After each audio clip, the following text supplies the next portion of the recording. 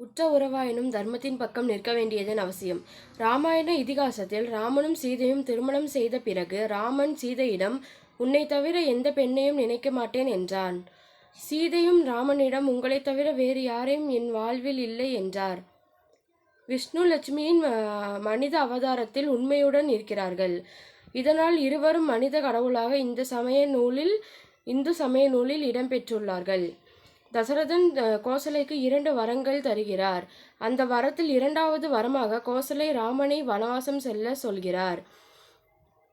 வரத்தை தவறாக பயன்படுத்துகிறார் என தெரிந்தும் தசரதன் தர்மத்தின் பக்கம் இருந்து நிறைவேற்றினார். சுமித்ரையும் கோசலையும் தன் கணவர் தவறாக கொடுத்து விட்டார் என நினைக்காமல் பரதன் தன் ஆட்சி செய்ய போகிறான் என ராமனை காட்டுக்கு அனுப்பினார். இவர்களும் தர்மத்திற்காக அவர்களின் கணவர் பக்கம் நின்றார்கள்.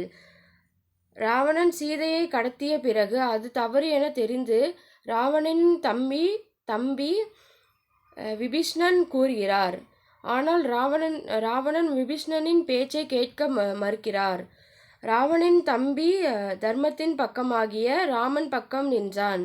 மாதா திரிசடை சீதைக்கு பணிவிடை செய்கிறார். இவரும் தர்மத்தின் பக்கம் நிற்கிறார். ராமன் ராவணனின் போரில் ராவணன் ஆயுதமின்றி நிற்கிறார். வீரன் போரில் ஆயுதமின்றி இருந்தால் போர் நடத்தல் கூடாது. இதுவே போரின் தர்மம். அதனை பின்பற்றி ராமன் இன்று போய் நாளை வா என்றார். ராமன் தர்மத்தின் பக்கம் நின்றார். தர்மத்தின் வாழ்வு தன்னை சூதுக்கவும் ஆனால் தர்மம் தலைக்காக்கும் என்பதனை போல் ராமாயணம் அமைந்துள்ளது.